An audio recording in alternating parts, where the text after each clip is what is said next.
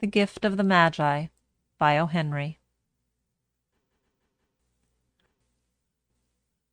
$1.87. That was all. And 60 cents of it was in pennies. Pennies saved 1 and 2 at a time by bulldozing the grocer and the vegetable man and the butcher, until one's cheeks burned with the silent imputation of parsimony that such close dealing implied. 3 times Della counted it. $1.87. And the next day would be Christmas. There was clearly nothing to do but flop down on the shabby little couch and howl. So Della did it, which instigates the moral reflection that life is made up of sobs, sniffles, and smiles, with sniffles predominating. While the mistress of the home is gradually subsiding from the first stage to the second, take a look at the home. A furnished flat at $8 per week. It did not exactly beggar description, but it certainly had that word on the lookout for the mendicancy squad. In the vestibule below was a letter box into which no letter would go, and an electric button from which no mortal finger could coax a ring. Also appertaining thereunto was a card bearing the name Mr. James Dillingham Young. The Dillingham had been flung to the breeze during a former period of prosperity, when its possessor was being paid $30 per week. Now, when the income was shrunk to $20, though, they were thinking seriously of contracting to a modest and unassuming D. But whenever Mr. James Dillingham Young came home and reached his flat above, he was called Jim, and greatly hugged by Mrs. James Dillingham Young, already introduced to you as Della, which is all very good. Della finished her cry and attended to her cheeks with the powder rag. She stood by the window and looked out dully at a gray cat walking a gray fence in a gray backyard. Tomorrow would be Christmas Day, and she had only $1.87 with which to buy Jim a present. She had been saving every penny she could for months, with this result. $20 a week doesn't go far. Expenses had been greater than she had calculated. They always are. Only $1.87 to buy a present for Jim, her Jim. Many a happy hour she had spent planning for something nice for him, something fine and rare and sterling, something just a little bit near to being worthy of the honor of being owned by Jim. There was a pier glass between the windows of the room. Perhaps you have seen a pier glass in an $8 flat. A very thin and very agile person may, by observing his reflection in a rapid sequence of longitudinal strips, obtain a fairly accurate conception of his looks. Della, being slender, had mastered the art. Suddenly she whirled from the window and stood before the glass. Her eyes were shining brilliantly, but her face had lost its color within 20 seconds. Rapidly she pulled down her hair and let it fall to its full length. Now there were 2 possessions of the James Dillingham Youngs in which they both took a mighty pride. One was Jim's gold watch that had been his father's and his grandfather's. The other was Della's hair.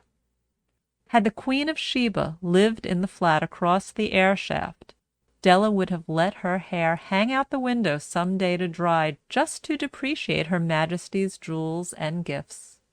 Had King Solomon been the janitor, with all his treasures piled up in the basement, Jim would have pulled out his watch every time he passed, just to see him pluck at his beard from envy.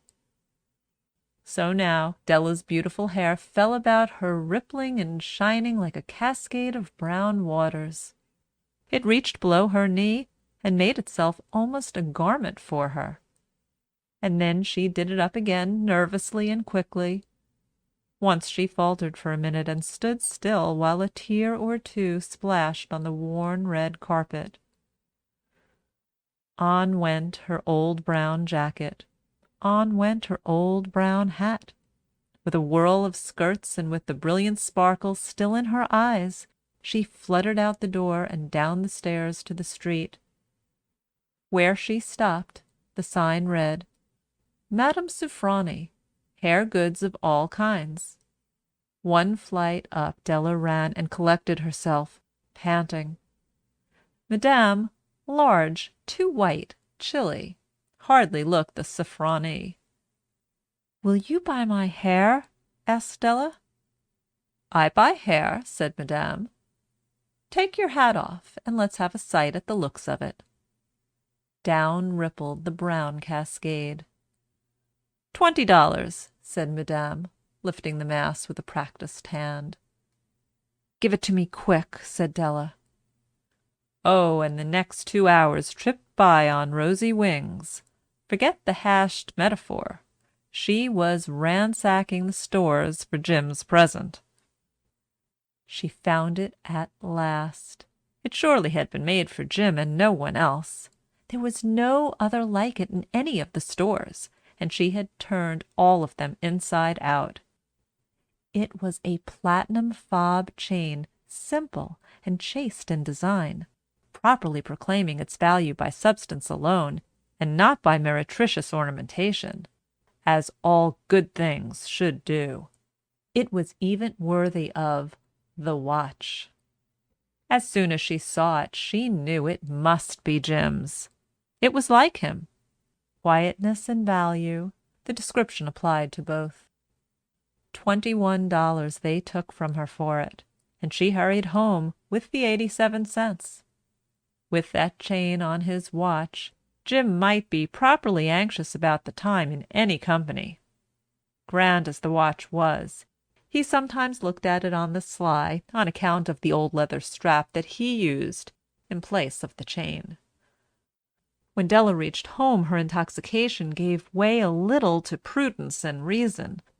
She got out her curling irons and lighted the gas and went to work repairing the ravages made by generosity added to love, which is always a tremendous task, dear friends, a mammoth task. Within 40 minutes her head was covered with tiny, close-lying curls that made her look wonderfully like a truant schoolboy. She looked at her reflection in the mirror, long, carefully, and critically. "If Jim doesn't kill me," she said to herself, "before he takes a second look at me, he'll say I look like a Coney Island chorus girl. But what could I do? Oh, what could I do with $1.87? At 7 o'clock the coffee was made and the frying pan was on the back of the stove, hot and ready to cook the chops. Jim was never late. Della doubled the fob chain in her hand and sat on the corner of the table near the door that he always entered. Then she heard his step on the stair away down on the first flight, and she turned white just for a moment. She had a habit of saying a little silent prayer about the simplest everyday things, and now she whispered, "Please, God, make him think I am still pretty." The door opened, and Jim stepped in and closed it. He looked thin and very serious. Poor fellow, he was only 22, and to be burdened with a family. He needed a new overcoat, and he was without gloves. Jim stopped inside the door, as immovable as a setter at the scent of quail. His eyes were fixed upon Della, and there was an expression in them that she could not read, and it terrified her. It was not anger, nor surprise, nor disapproval, nor horror, nor any of the sentiments that she had been prepared for. He simply stared at her fixedly, with that peculiar expression on his face. Della wriggled off the table and went for him. "Jim, darling," she cried, "don't look at me that way. I had my hair cut off and sold because I couldn't have lived through Christmas without giving you a present. It'll grow out again. You won't mind, will you? I just had to do it. My hair grows awfully fast. Say Merry Christmas, Jim, and let's be happy. You don't know what a beautiful, nice gift I've got for you." "You've cut off your hair?" asked Jim laboriously, as if he had not arrived at that patent fact yet, even after the hardest mental labor. "Cut it off and sold it," said Della. "Don't you like me just as well anyhow? I'm me without my hair, ain't I?" Jim looked about the room curiously. "You say your hair is gone?" he said, with an air almost of idiocy. "You needn't look for it," said Della. "It's sold, I tell you, sold and gone, too. It's Christmas Eve, boy. Be good to me, for it went for you. Maybe the hairs of my head were numbered," she went on with sudden serious sweetness, "but nobody could ever count my love for you. Shall I put the chops on, Jim?" Out of his trance, Jim seemed quickly to wake. He enfolded his Della. For 10 seconds let us regard with discreet scrutiny some inconsequential object in the other direction. $8 a week, or $1,000,000 a year. What is the difference? A mathematician or a wit would give you the wrong answer. The Magi brought valuable gifts, but that was not among them. This dark assertion will be illuminated later on. Jim drew a package from his overcoat pocket and threw it upon the table. "Don't make any mistake, Dell," he said, "about me. I don't think there's anything in the way of a haircut or a shave or a shampoo that could make me like my girl any less. But if you'll unwrap the package, you may see why you had me going a while at first." White fingers and nimble tore at the string and paper. And then an ecstatic scream of joy. And then, alas, a quick, feminine change to hysterical tears and wails, necessitating the immediate employment of all the comforting powers of the lord of the flat. For there lay the combs, the set of combs, side and back, that Della had worshipped long in a Broadway window. Beautiful combs, pure tortoise shell, with jeweled rims, just the shade to wear in the beautiful vanished hair. They were expensive combs, she knew, and her heart had simply craved and yearned over them without the least hope of possession. And now they were hers, but the tresses that should have adorned the coveted adornments were gone. But she hugged them to her bosom, and at length she was able to look up with dim eyes and smile and say, "My hair grows so fast, Jim."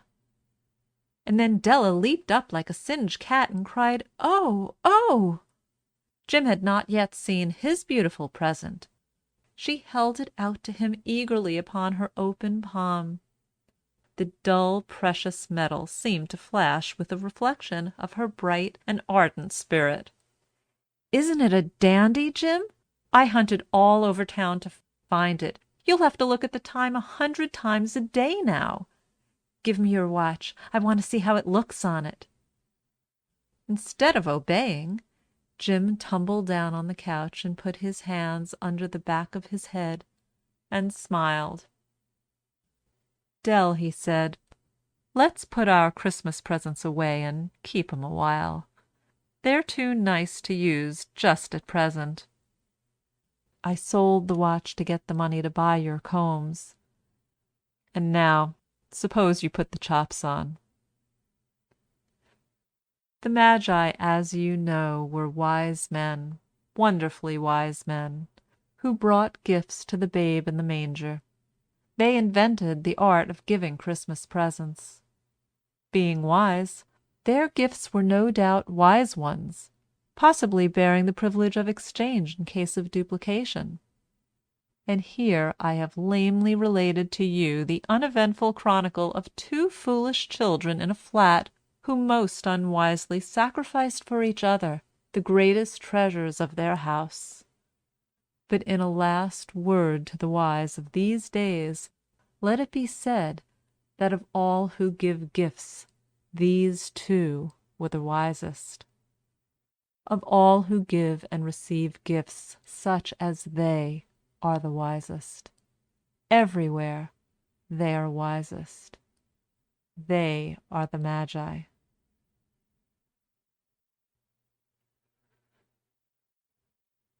End of Gift of the Magi.